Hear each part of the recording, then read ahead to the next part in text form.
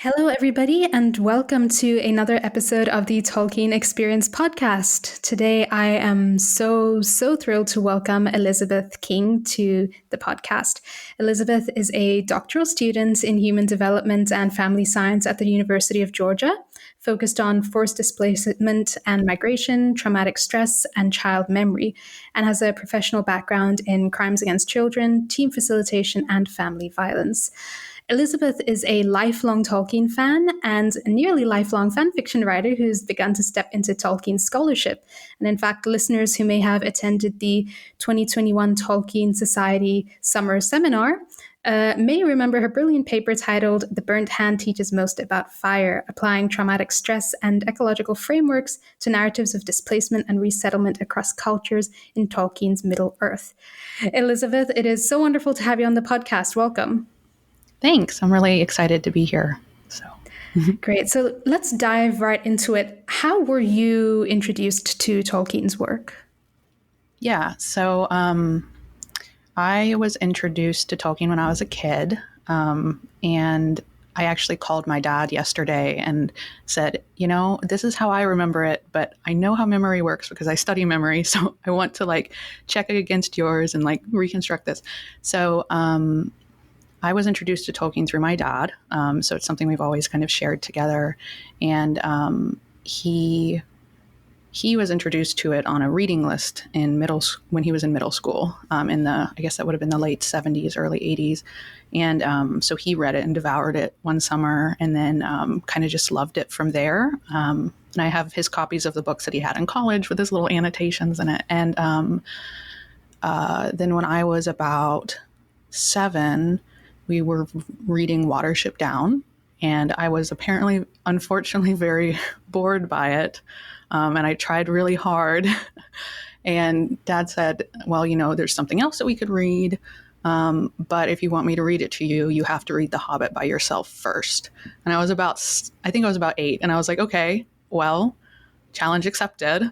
And so I spent 5 or 6 months. I don't actually know because, we don't always remember those things, but 5 or 6 months of recess reading The Hobbit. And then finally I finished it, and we read The Lord of the Rings together. And then from there it was just, that was pre-movie. So the movies came out. I wasn't even aware they were coming out until Return of the King was happening. And then I saw those, and that, kind of reinvigorated my interest, and I read the Selm, but couldn't get into it. So I read Unfinished Tales instead for some reason. And then I was obsessed with the Children of Horin story and Unfinished Tales for a while.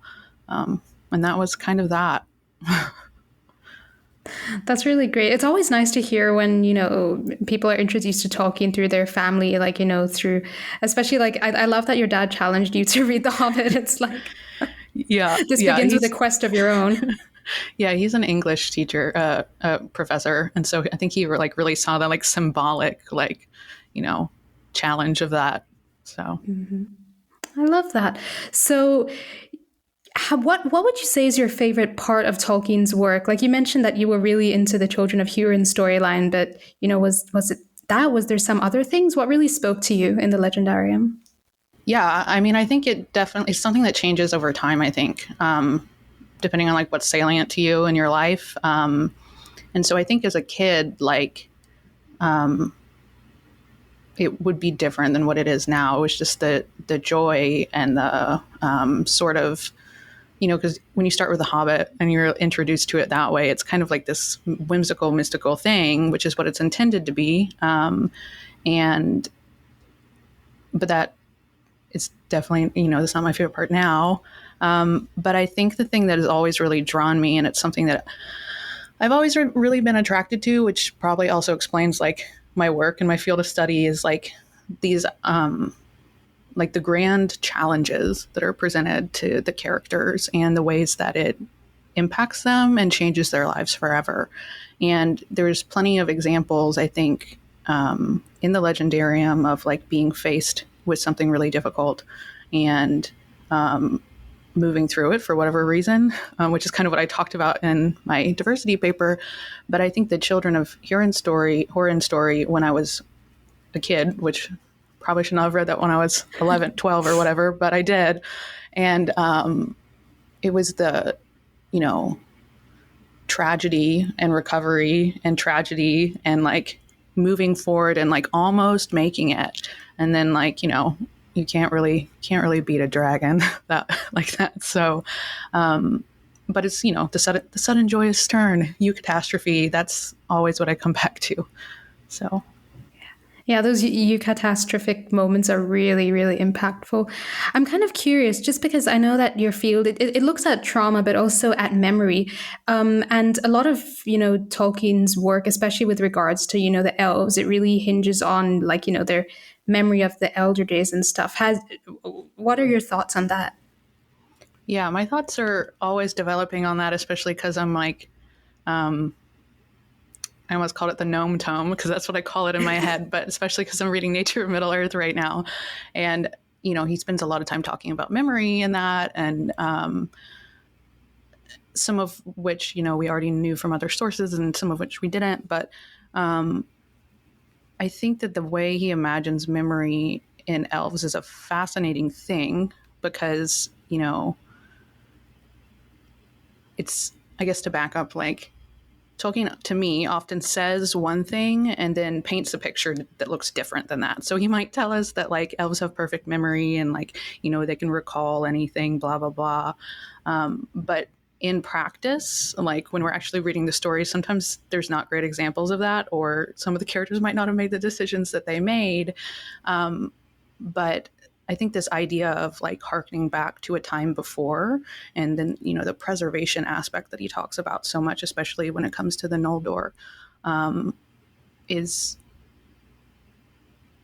fascinating. And it doesn't fit into a framework of, you know, applied memory science as I know it. And so it's something I like to play around a lot with in fanfic writing.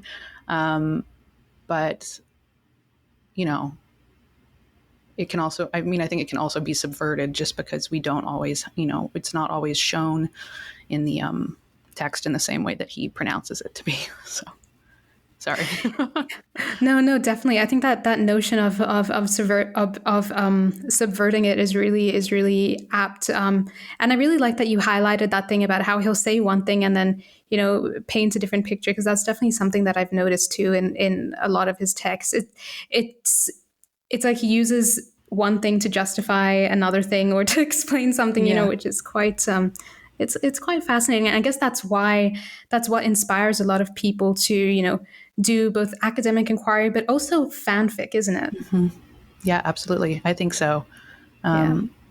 Yeah, for me it is. I mean, I've always kind of thought of fan fiction, and I've been writing fan fiction for like what in maybe in, you know, polite company I would call an embarrassingly long time, but like here I feel like we all love the Legendarium, so you know that's more acceptable. But like something that I've always loved about Tolkien's writing is that, you know, he gives you these sort of like guidelines, you know, that, you know, so it is said, and like as it was said, or, you know, blah blah blah. And so you have these things to work within, but then you have all the examples of how things actually played out or how they played out according to the narrators within the universe. And to me, that like gives you this like sort of like framework with wiggle room where like, okay, well, if I say this one thing, or if I explore this in my fic, then like what happens to all this other stuff over here, and like is there a way to incorporate that in, or does it still make sense? And like obviously that changes based on like what kind of fanfic writer you are, or whether you're more, you know, there's that idea of affirmational versus transformational fandom. And like I think that for me too, there's also like this kind of aspect, and I've talked to other folks who, you know, kind of have a similar experience of, it's not just like affirmational as in like we're reaffirming what's in the text and exploring that, or transformational as in like, oh, we're going to repair it and fix it and move it forward and all these other beautiful things. But to me, it's also like illuminating, you know? So like you use fan fiction to like explore the pathways and the patterns that are in the text. And then sometimes it blooms into something a little bigger than just fan fiction too, I think. Mm-hmm. Would you say that in any way has what you've explored in fanfic impacted the kind of academic work you do? Like, for example, this paper that you presented at the seminar, has it fed into that at all, or? Yeah, actually, that's funny. The paper I presented at the seminar, I started writing before I'd actually, most of my Tolkien fan fiction has been in Lord of the Rings, just because, it took me a while to like see the Silmarillion characters as anything more than like historical figures. Yeah, And but, relatable. yeah, exactly. But like the farther you go back, when you're working in like the third age or the fourth age, and you start looking at the characters, like if you really want a really deep like understanding of the world, to me, I was like, okay, I have to go mess with these people in the first stage and figure it out. And so I started that paper before I'd actually even written any Silm fan fiction, because I didn't write any Silm fan fiction until like recently in the pandemic. And one of the I started that paper, I got unstuck, and so I was like, okay, well, I'm going to write about Elrond's perspective after the second kinslaying. And so through that piece, I actually ended up being able to go back and write my paper, and I also just lifted like literally 2 or 3 lines from my fic for my paper. And so it's like, to me, like that's the creative process and the academic process have always been really closely connected for me. I mean, obviously I'm just starting in Tolkien scholarship, but it happens all the time in other work too. So I really love that. Yeah, the intertwining of the creative and the academic process, especially because, like, I think it was Dawn Walsthummer who has written something about fanfic as a method of, like, criticism, basically. Yeah, which is great. And for our listeners, in case you haven't, we do have an episode interviewing Dawn Walsthummer, so please go check that out because her and work it is is awesome. excellent. Yes. Yeah. Yeah, Yeah. that's And I actually that's felt, great. oh, sorry, go ahed. No, go ahead. Go ahead. No, it's just like I remember I read one of her papers recently, and I was like, I feel seen. Like this is like how I interact with fandom, is that it's an interactive academic process to me. But Yeah, yeah. No, absolutely. I feel exactly the same way. yeah. Yeah. Amazing. So, with all of this, with your experiences in fandom and fanfic and academia, what would you say is your fondest experience of Tolkien's work? I've been thinking about this one because I do listen to this podcast, so I knew this question was coming, and I was like, oh gosh. And I knew that I would wait until this moment to make a decision. But I think that my favorite experience of Tolkien's work.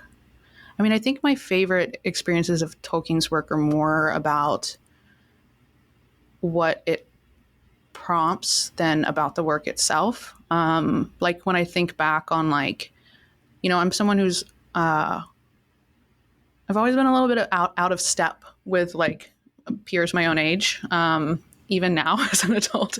And I think that Tolkien's work, for those of us who latch onto it, and when we meet other people who have latched onto it, it's kind of immediately like an open door where like you still have all the niceties and the things that you say in normal social circumstances, but it takes away some of the pressure. And so like, for example, I went to college in Vermont. I grew up in West Virginia in the U.S., in a rural area, and I was going to this like I went to Middlebury. I'll just say I went to Middlebury College, and it's very different than what I was used to. And so I was like, it was my freshman year. I was like, what am I going to do? Like, blah blah blah. And somehow, like on the second day of being there during orientation, it came up that I was like obsessed with Lord of the Rings. I had all the books in my room. I had the Silmarillion, and like, did anyone want to talk about it? And a woman that I am still friends with to this day, like showed up at my room, like out of the blue, like 6 hours later, knocking on the door, being like, I have this encyclopedia. Do you want to look at it?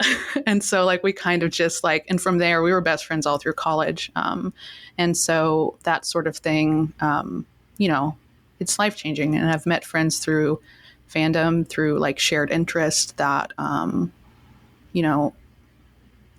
Tolkien goes beyond the text, I think, into like the friendship. People have influenced my life, and like most of whom I only know online, but that I would not be the same person I am today without. So Yeah.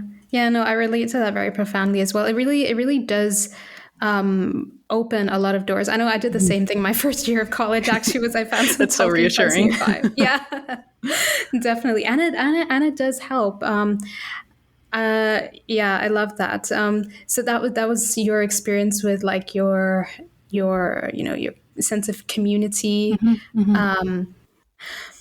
So it's really nice that you mentioned this thing about like, meeting friends in college and stuff. But I also know that you're really active in the online community. And I'm curious whether, there are any particular experiences from that have really touched you maybe in a different way than meeting friends in real life. Hmm. Yeah.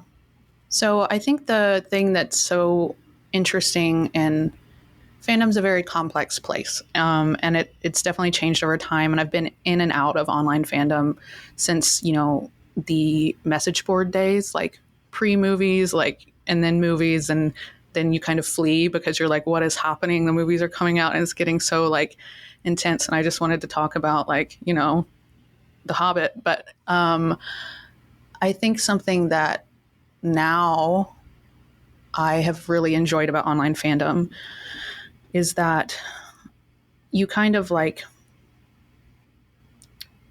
you can find people with a shared interest, whether it's in like a certain age, or whether it's in a certain group of characters, or a certain approach to I don't know, randomly just saying this, colonialization in Mirkwood or Middle Earth. And that's kind of like how it's a lot easier of an in some ways. And so I've been able to like find people that I shared interest with that way. And I think that, you know, returning to like, because, you do move in and out of fandom, you never stop being a Tolkien fan. But like for me, like sometimes you go in and out depending on like what your needs are at that time. And I frankly didn't even really realize that there was still such a vibrant Tolkien fandom online until like the past 2 years or so, because I'd been writing fan fiction on my own and just like posting on fanfiction.net. I didn't know that there were still other sites out because they all crashed. Well, they didn't crash, but they got shut down, and like we all lost material in the archives, and so I didn't really realize these things were going on still. And so like coming back and like meeting people who are interested in the same things I am and are willing to have like civil conversations, which doesn't happen on every fan platform. And I think someone with a background in team facilitation and like who has done a lot of work in trauma exposed environments, I don't always have like a lot of energy for that. But that's not the way it's not the way it necessarily has to be. And so I think like finding shared interests, it's easier to find those communities where like you can sit down and have a conversation and have differences of opinion in an online space. When I say sit down, I mean like in an online space, and I think that's a really great thing. And I think also because like a lot of people in fandom have aged with the fandom, and so you kind of like you have so many insights across so many different generations, which can be a really very cool thing, very powerful thing. So Definitely, yeah, yeah.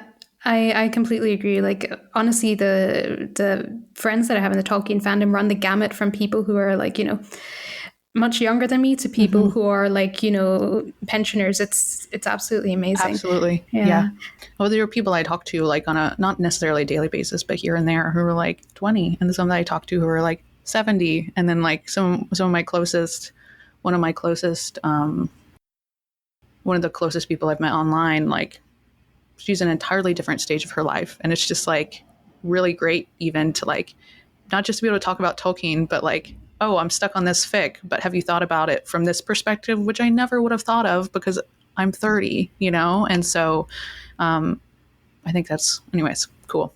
yeah. It is a very cool part of the, and actually I had wanted to ask about this. I was going to say it's a very cool part of like the fandom culture, but like based on what you were saying just then, I'm actually curious, like what your thoughts are about the general like fandom culture in Tolkien, because like as you said, it does tend to be like, you know, quite compared to other fandom experiences that I've had, I'm sure you've had as well. Like by and large, the spaces that you find are people who are open to like, conversation and like, deep, profound debates. But I'm curious if you find there's differences between like, certain like fan spaces, whether online or in real life. And also based on what we were talking about with like age and fandom culture, whether you think that there might be any changes to come with the I guess the next wave of fans that is bound to come into the fandom with the new TV series. Like, I mean, those are two really big questions, so please take your time to answer, but like I'd love to hear your thoughts. So you might have to remind me as we go, just because I don't always, I can get distracted sometimes. But No worries, me too. okay, good.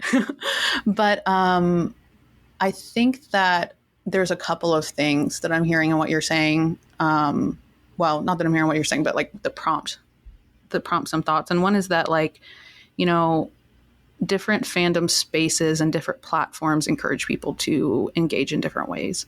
And so I did my undergrad thesis on. I've had a bit of a windy road to get to where I am now, but my undergrad thesis was sociology, but it was focused on media studies. And so I was specifically looking at like Tumblr as a platform at the time was like the new, the one that it was like 2011 to 2013 when I was writing it. And like, that was like a very different time in Tumblr. And it was like where it was becoming the fan space that, we'd moved away from message boards, live journal was dying and like all this stuff. And, the temporal aspect of that, I think, changed the way a lot of fans were interacting with each other and with the text, because it's not a message board that you can go back and look at. It's people are curating their own spaces, and so I think more recently, and this is something that I've had discussion about with other fans, is that in the Tolkien fandom, and I think fandom at large. Because, I do think that I have no data to support this, but I do think that Tolkien fans tend to dig in their heels a little more when change comes, just because I don't know why. I would assume it's because discussing the text, if you're discussing the text, you have to like have room to discuss it and not just like push out a 140 character tweet or whatever, which I am on Twitter, so I'm not making fun of Twitter, but all of the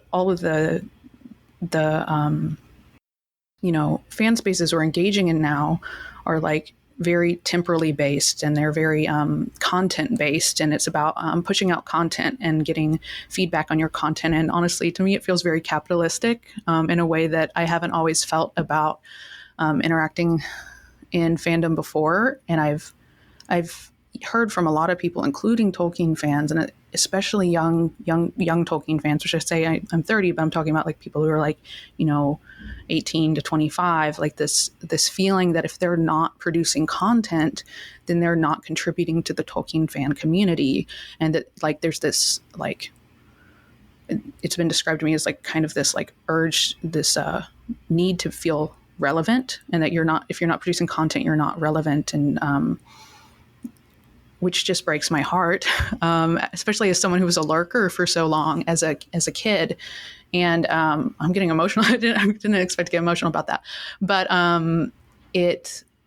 so I feel like I'm constantly reminding people, because, I had some rough patches in Tolkien fandom as like a 14-year-old trying to make sense of the Silmarillion, and people aren't always patient about that. And so something I'm really passionate about is making sure younger fans or fans who are just re-entering fandom or entering fandom feel like, they have that space to learn, that they have value, even if they're not producing content, because it's about the love of the text, and it's about the love or the movies, if that's your thing, because, they're lovely.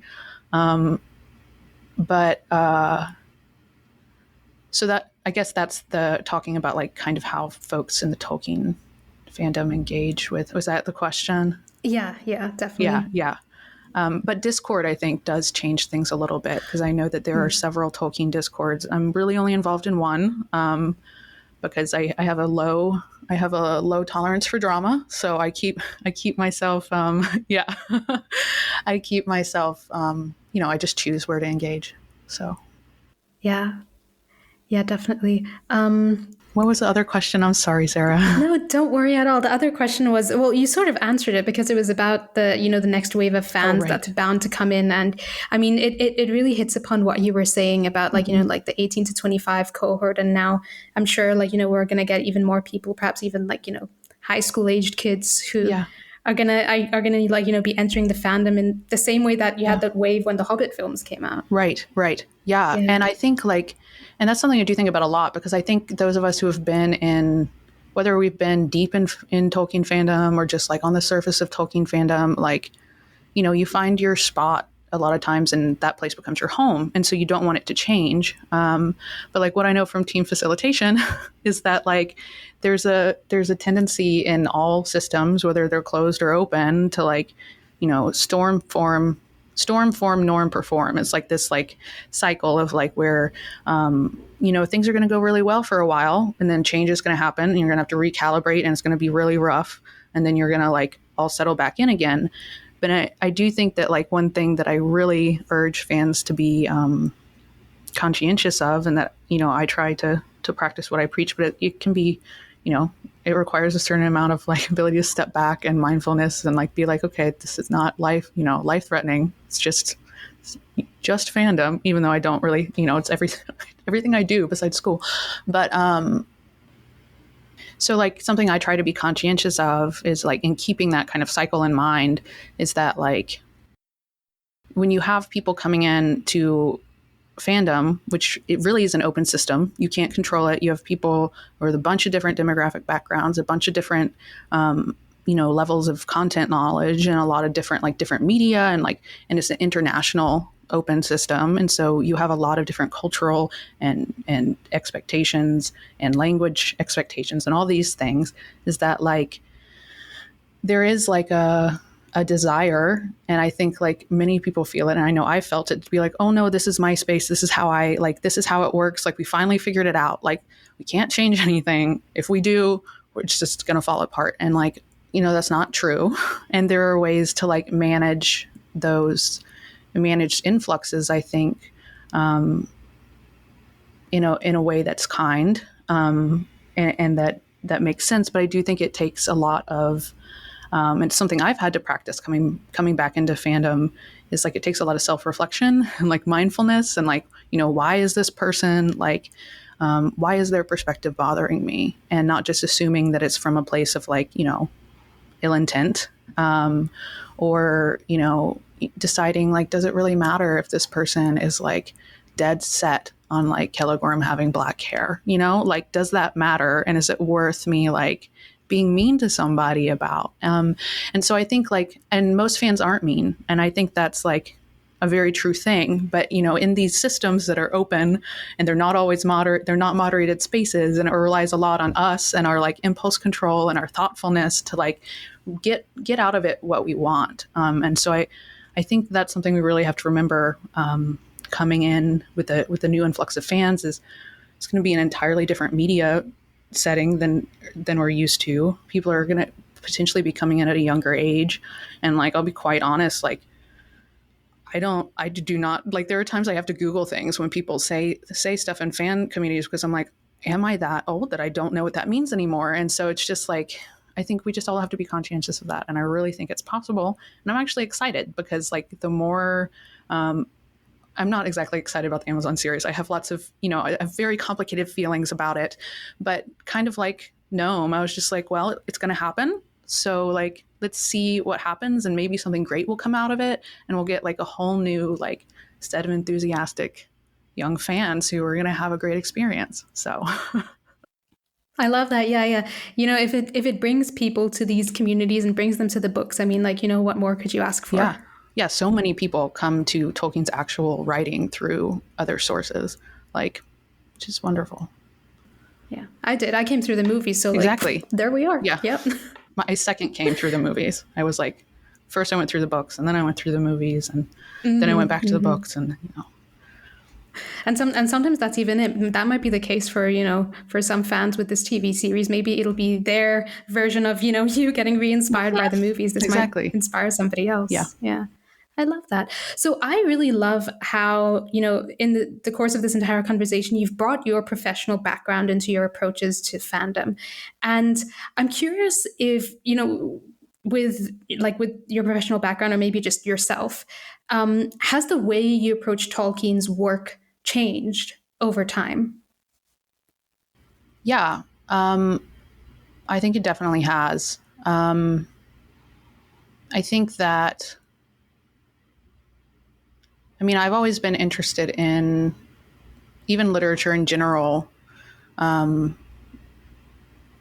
not so much from like a literary perspective. Like even as I was obsessed with literature. My dad was an English professor. I like found out young that I was good at writing and I was good at, essays and these sort of things. And you're like, okay, well, this is what I'm going to do. And I went to college and I was like, this is not what I'm going to do. But I ended up like going into sociology then.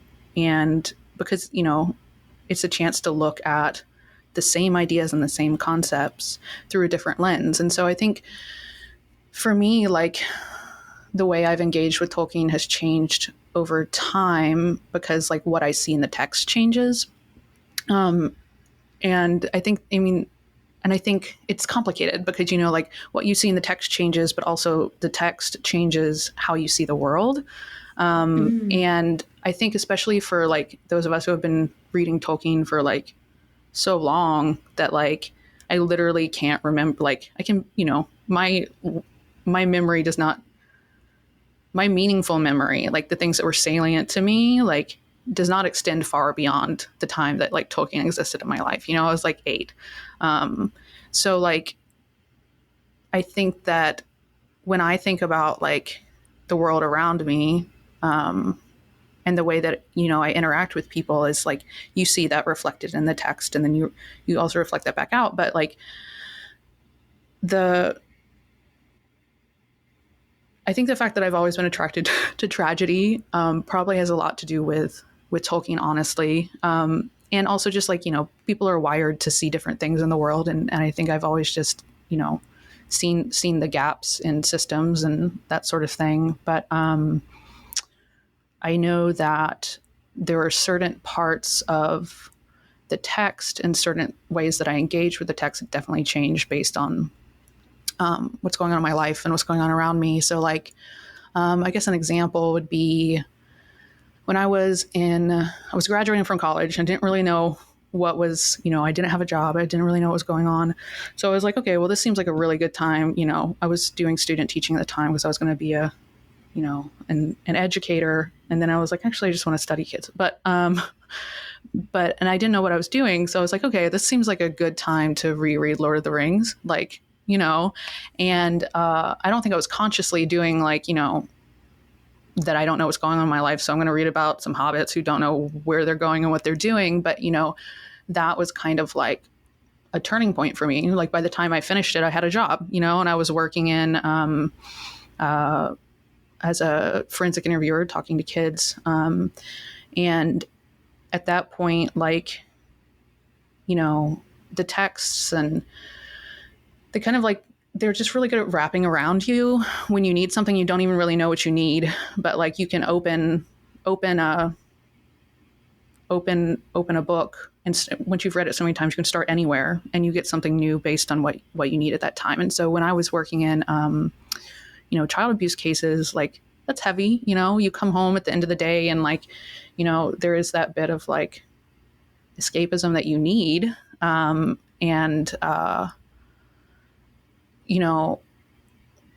Which, speaking of escapism, I actually fell really deeply into like reading and trying to understand like on fairy stories about the time that I started doing that work, because it was so like relevant to me at the time. And I skimmed over the parts about like what is the role of the fairy story in literature. I was like, I don't really care about that right now. I'm here for like understanding what literature can do for me.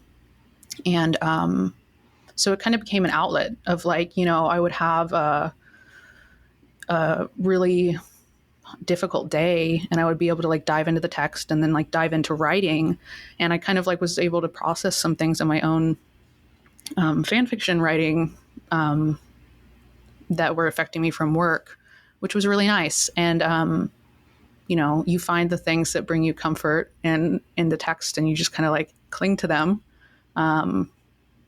even if there's not much there in the areas that you're interested in. So, yeah.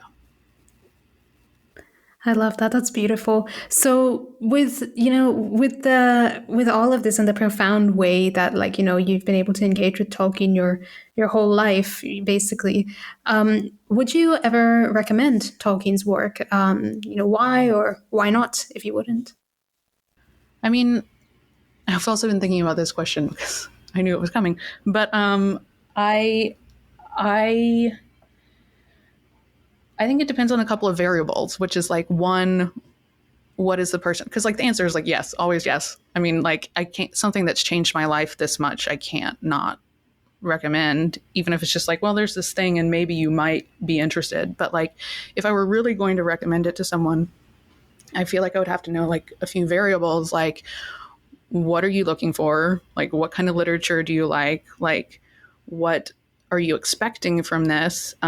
Because maybe they're not even going to like it at all. Like the writing style is, can be a lot.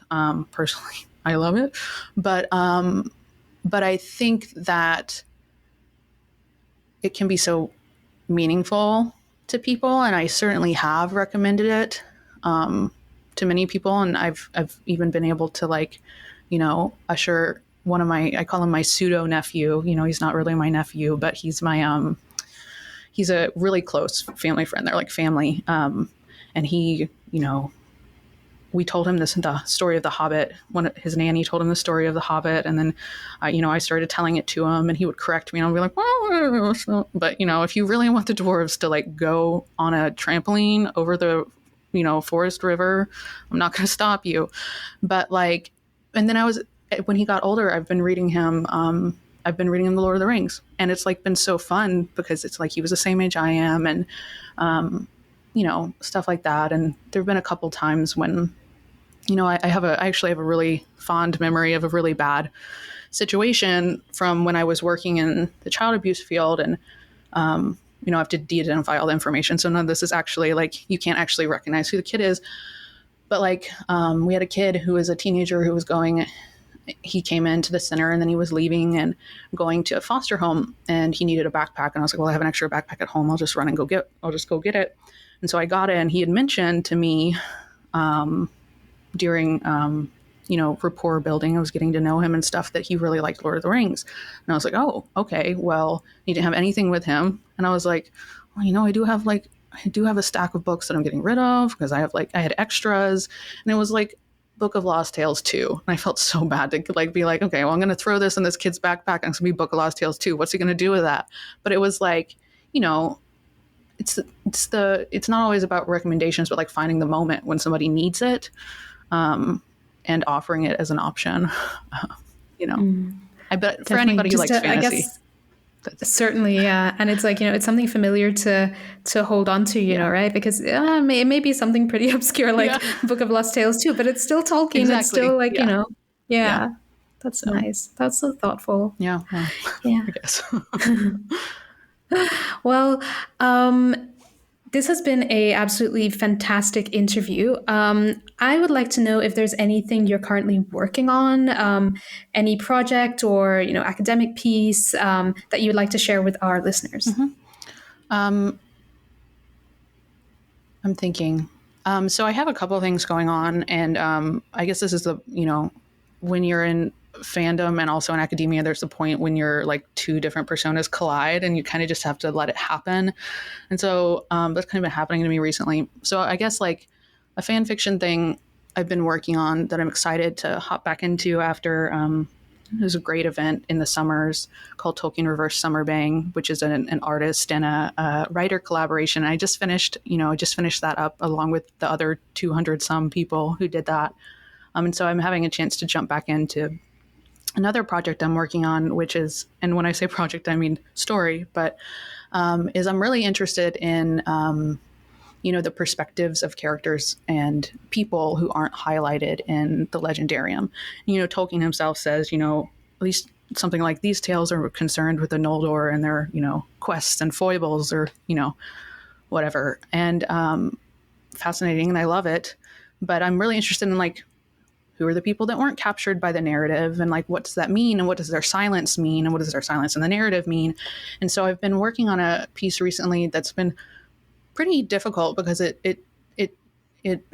deals with a subject that if you're in the Silmarillion fandom, there's things that you just don't talk about because someone's going to get upset. And some of those are the kinslayings at Alqualanda and at Sirion and Doriath and all that. And so I'm working on a piece told from Orifer and Thranduil's perspective at Sirion, and assuming that they fled Doriath and didn't die, or else they wouldn't, have ended up in Mirkwood. And so I'm kind of telling it from that perspective, and using some of my, I think about kids a lot. I think about memory a lot because it's kind of what I do, and I think about trauma a lot. And so it's been fun to kind of like tell it from the third age. So like kind of like, how do you, it's about intergenerational trauma, really. Like, how do you communicate these things to your children?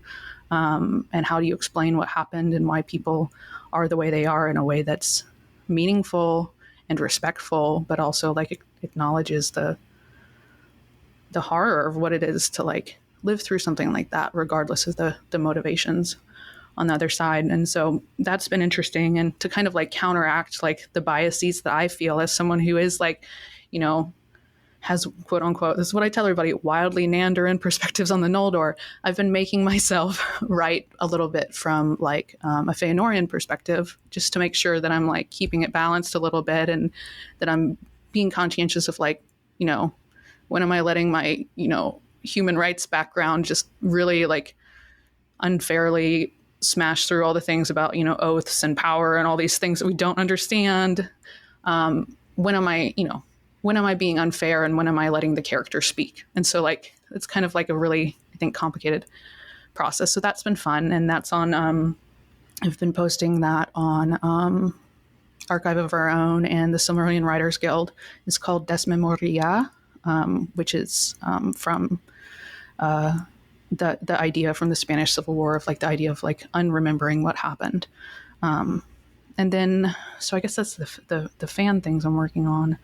And I guess from an academic perspective, I unfortunately didn't get I have a fan friend who's become kind of like a colleague who's in cultural studies, and we've been working on a project together, and she's taking an online break, so I couldn't actually ask for permission to go into details about what we're doing, but we're kind of looking at that idea of silence, but specifically in regards to Legolas and Gimli's relationship in the books, and the way that it's treated in academia.